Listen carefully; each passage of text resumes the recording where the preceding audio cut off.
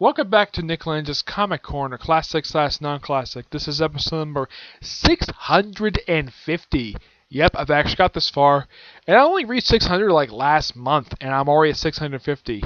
Yeah, I just breezed through these episodes. Alright, like I said last episode, 2 Deadpool trades, and they're from the same trade series. The first 2 of 3 for Despicable Deadpool. Yep, the first volume is called Deadpool Kills Cable. And Volume 2 is The Bucket List. Yep. Let's first start with the first volume, Deadpool Kills Cable, which collects issues 287 to 291 of. This is, of course, when the series reverted back to this Volume 1 numbering, when it included all 4 volumes of Deadpool, and they even included the 2 miniseries that came before Deadpool, even the Cable and Deadpool miniseries, ongoing series that kept in here as well. Written by Gary Duggan, artwork by Scott Kubelich. Yep, and he does all the issues in here. Oh yeah, and like what the thing says, yeah, Deadpool tries to kill Cable. Yep. And he's working with Strike to save his daughter. This is, of course, kind of loosely tying into what happened during the whole Patient Zero stuff. So this is kind of full up to it. And, of course, Deadpool being on the run for killing Coulson. Yep.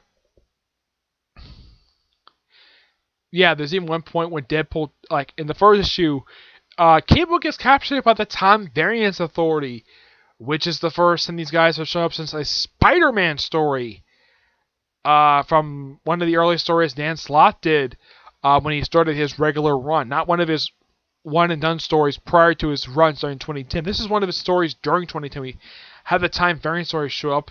Of course, that involved Deathhead. Here, they show up to arrest Cable because they thought he was frickin' Strife.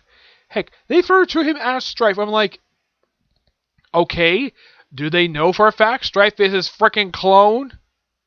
Yeah, this is a common confusion when it comes to Strife, where people think that Strife really is Cable just because of the same face. Do they not worry the fact that Strife's eye, the one which is not scarred, does not glow yellow? It's a normal looking eye. Actually, is white. I'm kind of like, I would think the armor and his eye is the only thing that's completely different. And yeah, apparently a lot of people just can't tell the difference between the two characters. Heck, there's at one point when Deadpool was trying to kill Cable, where he chops off his own arm to get Deadpool to hook on Cable's arm to go to future. Yep. And so he gets around with killing Cable by killing off a future version of Cable. And yet somehow that's not enough, so he has to kill other people on his bucket list. So, great stuff. 9.5 out of 10. Really damn good. Now it's on to the bucket list, which collects issues 292 to 296. Also collecting the comic variants for Deadpool Volume 4, issues 23 to 25, 30 to 36, and Despicable Deadpool 287 to 296. Yeah, the cover variants pretty much, this is where they end. All the issues written by Gary Duggan. Now, despite Scott Kubelich being the artist for the previous issues, he only does one issue in here.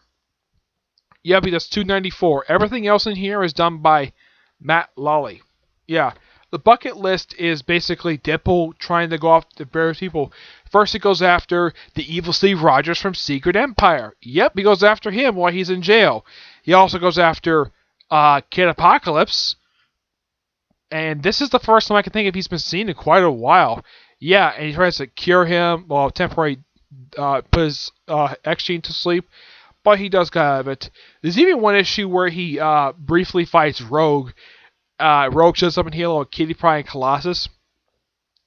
This is by far a really fun little storyline that wraps up at issue 300. Yeah, the next trade is going to collect last 4 issues of this run. I personally can't wait to review that particular thing. Yeah, so just him killing off various people on his list. He even kills off Irene Adler. At least Irene Merriweather, who just is some random woman he just meets.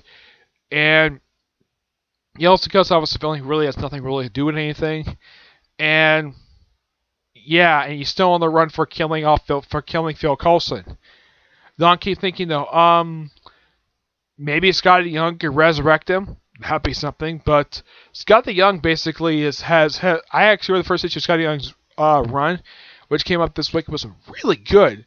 I highly recommend it. It deals with also stuff with Jason Aaron's Avengers. Great storyline, 9.5 out of 10. Alright, that's it for this episode. Stay tuned for the next episode, which is going to be episode number 651 and Doubleshot number 555. Okay? But we'll see you in the next episode.